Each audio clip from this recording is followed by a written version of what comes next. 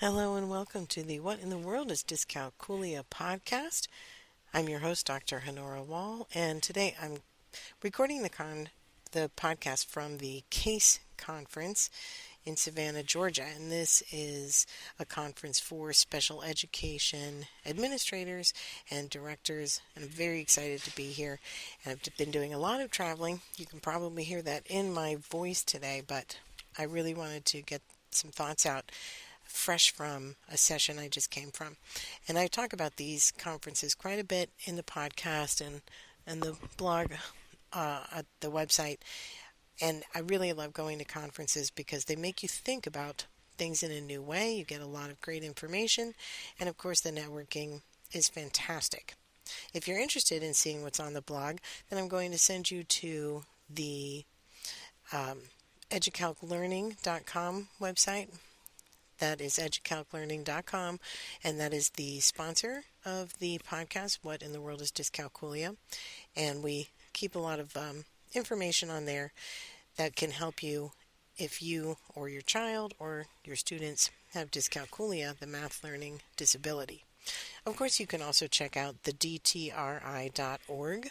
That's www.thedtri.org. Lots of great free information there as well. But the session I was in today, getting back to my topic, it was all about setting really great IEP and 504 goals. So this is important if you are the school staff who's writing some of these. It might be your role as the teacher to help out with this, or you might be reading them and you want to know what these things mean, what you're supposed to do, or if you are the school counselor, SPED director, or part of that child find team. This might also be important for parents, so you know what to ask for in your IEP and 504 goals and how to tailor them to a student with dyscalculia and what's really helpful. So the session I was in, we'll probably have 4 or 5 podcasts out of this session. It was great. But one thing that was talked about was when we're writing those goals, there's a big tendency to use the SMART goals because those are well known. But those really come from the world of business. They can be helpful, but they're not really designed for education. And that might be part of why our goals are close, but not exactly what we want. So this session recommended a different method, and I want to pick some of this apart and bring it to you in small chunks, and I'll be directing you back to the original source so you can look at the research for yourself and see those recommendations. But one of them was using the idea of generalizability. There's a mouthful for you. When you're writing a goal for a student, and especially when you're looking at a target behavior or action, that goal that we want to reach, does it extend outside of just their academic life or just their K-12 experience? Is it something that can be generalized to other areas of their life? How does that apply to dyscalculia? Well, one of the goals that I like to include when I'm helping people draft 504 or IEP goals, or when I'm talking with a team, I like to talk about the idea of addressing and including support tools. Now, if you have a younger student, that might be a 1 to 100s chart or the multiplication list. If you have older students, it might be guided notes, reference sheet, and then as we get older, calculator. Whatever is appropriate for the grade level.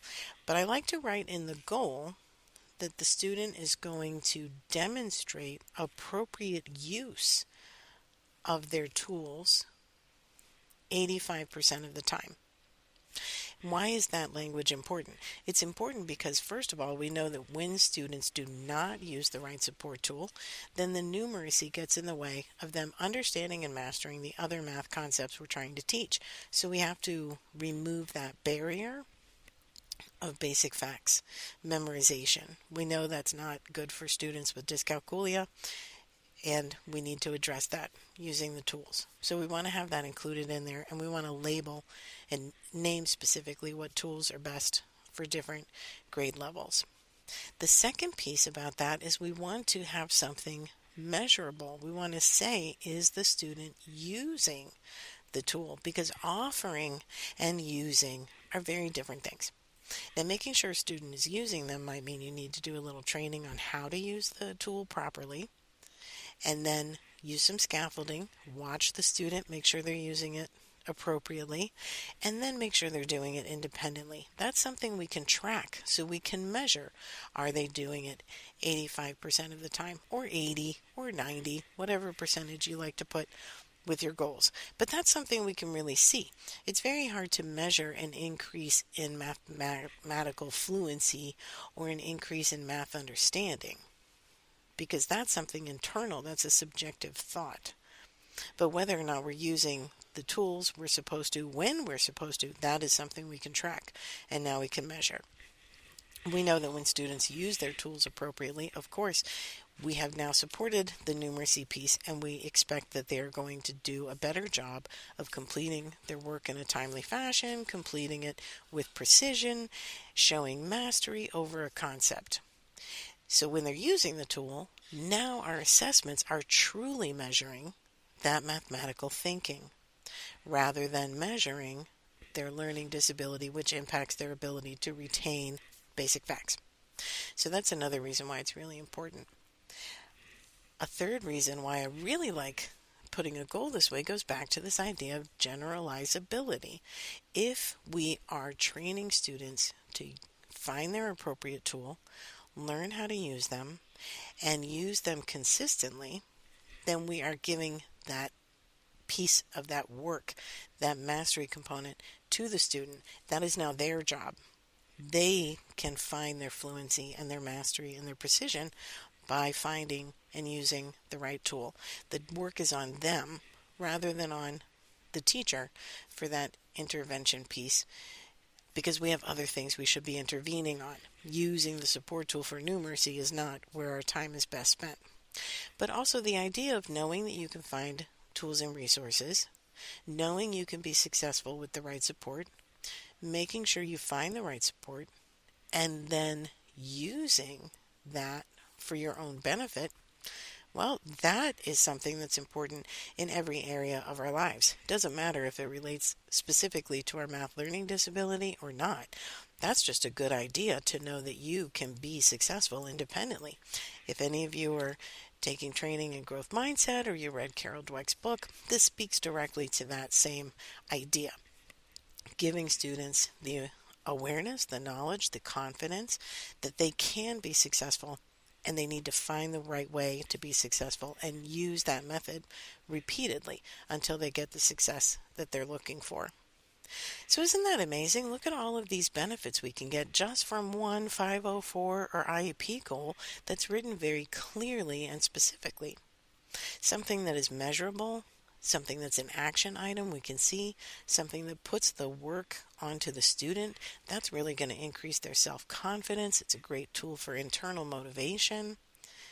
And we can see whether or not that is having an impact on their mathematical achievement. I mean, what a win, all from one simple goal. So I know it can be tricky writing these IEP and 504 goals in a way that meets everyone's desires. Something that works great for the student, something that's beneficial for the family, something that's not overwhelming for the teacher, something that transfers from one school or school district or state to the other, something that can be applied in many different areas of our lives. But it's possible, and we can do it with just a few small tweaks. So when you're writing goals, when you're reviewing the goals in your student's plan, you want to look for things that, okay, I understand exactly what this goal says. I understand exactly what needs to happen to make this goal achievable. I understand exactly how to measure whether this tool and this goal is being used, if it's being reached. How close are we to reaching it? Did we surpass it? I can tell you that if you're using the right tool, then students with dyscalculia are going to surpass every single goal you can write down. It's really amazing, and it's going to happen very quickly.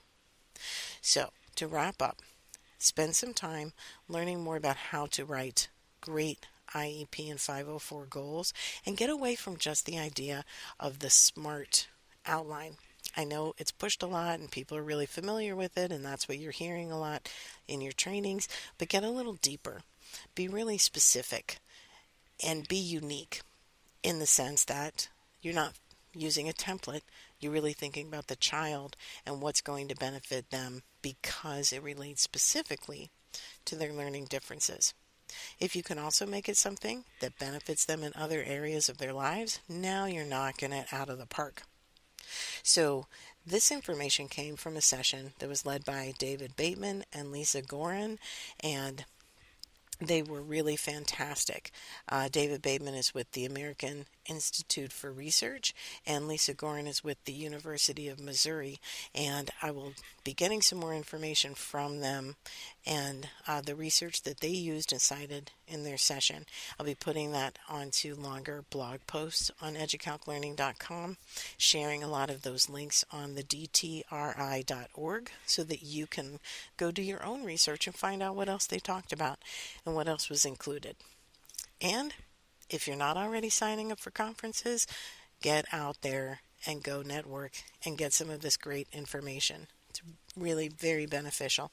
It's going to change what you do back at work, and it's also a fun time, except for all the travel is probably going to wreck your throat. So bring some throat coat tea or your favorite cough drop. Okay, that's all for today. This is Dr. Honora Wall, and I thank you for listening to What in the World is Dyscalculia. I love to hear your thoughts and comments and ideas for future podcasts. We're using those as we look at the end of Season 3 and what we might put in place for Season 4, bringing some other guests in to talk about some different things and bring you more resources that you can use right away to help your students who have the math learning disability. If you need more information, go to educalclearning.com or the dtri.org. Email me, Honora at educalclearning.com or Honora at the dtri.org. Find me online, find me on Instagram, TikTok, or YouTube. Find our Teachers Dyscalculia Support Group on Facebook. It's a public site and it's growing. It's really very exciting. We're sharing a lot of information and ideas and resources together on that site. And look for me at a conference. I'd love to say hi in person. Thanks for listening.